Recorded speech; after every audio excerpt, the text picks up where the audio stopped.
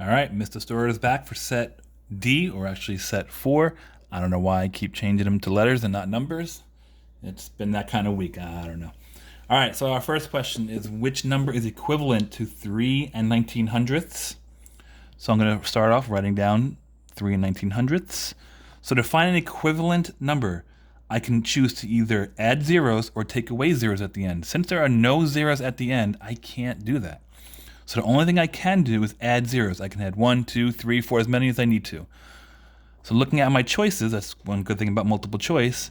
If I change to 3 and 1/10, I lose that 9 there. Can't do that. If it goes to 3.2, that just means I rounded it up. I can't do that.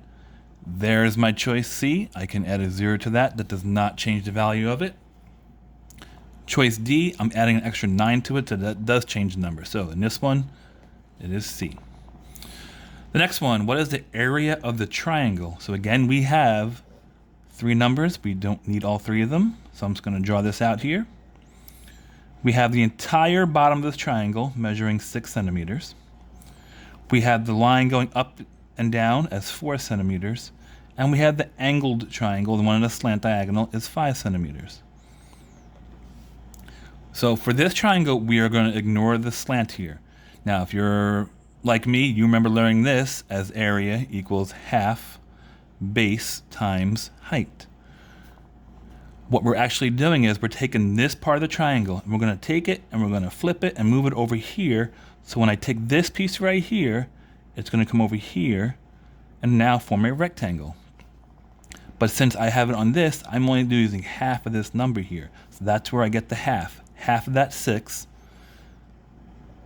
So half times 6, and then the height, how tall it is times 4. Well, half of 6 is 3. So I still have times 4. And then 3 times 4 is 12. And we are measuring it in centimeters. So 12 centimeters squared. Now I'm just going to let you guys know, in 5th grade, we have not covered area and perimeter stuff yet. So if this is kind of challenging for your child, we have not done it this year. The goal right now in Module 5 for the main learning is volume and area. So I'm hoping by the end of this module, we will have more of this stuff practiced in there. I'm not sure if they did this in 4th grade. They might have started it. So it's just kind of a preview of what's to come, but it's still something they need to know. And then in the last one, the problem solving. Again, multiple choice is going to come in really handy here, and also kind of estimating almost. So the problem, it says, Jan paid $29.10 for 2 books. Which books did she buy? So there are 4 different books here with their costs. I could randomly pick 2 books at a time. I can do Fun Foods and 5-Star, Fun Foods and Cupcakes, whatever. That's going to be a lot of extra work. They kind of narrow it down here, but I'm also going to narrow it down even a little more. I'm going to look only at the dollar amounts to start with. So I'm going to ignore all the cents, because I don't make any sense a lot of times. So I'm going to focus on the whole number. So I'm going to take these first 2. Fun Foods, 5-Star. Fun Food, 5-Star. If I look at just the whole number, 16 plus 14 is 30. That's already way too much. So it can't be choice A. Let's look at choice B. 5-Star meals and cupcakes. 5-Star and cupcakes, when I add the whole numbers together, I get 27, which is not enough, but the change might be help me. So maybe choice B. We'll see.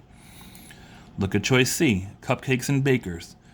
Cupcakes is 23 for the whole number. Bakers is 15. That gives me 28. Still not enough, but the change could come into play, so it might be option C.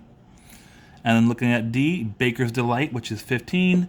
Fun Foods, which is 16. 15 plus 16 is 31, more than a 29. So right now we've eliminated A and D. Now let's do the math for B and C and see which one comes out. So for B, we have 5-Star meals, which is $14.20. And we have Cupcake Capers, which is $13.65. So here's the good thing. We really only have to do the work for one problem. If this answer comes out to $29.10, we know it's right. If it does not come out to $29.10, the only other option is choice C. Now, me being the math teacher, I'm going to prove it no matter what, even if this one doesn't work out. It's not gonna.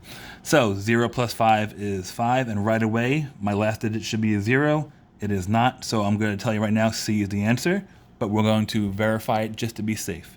6 plus 2 is 8. 4 plus 3 plus 1 is 8, and then 1 plus 1 is 2. So $28.85 does not match the $29.10, so B, we don't like you. Sorry. And then choice C, cupcake capers, is $13.65. And then Baker's Delight is $15.45. So again, our goal is to reach $29.10. 5 plus 5 is 0. That's a good start. Carry that 1. 6 plus 4 is 10 plus 1 is 11. All right, so far so good. 5 plus 3 plus 1 is 8 plus 1 is 9. I'm liking it. 1 plus 1 is 2. And that is the answer we need. All right, guys. Hope you guys got this right. Check them all out. Don't cheat. Make sure you do the work first.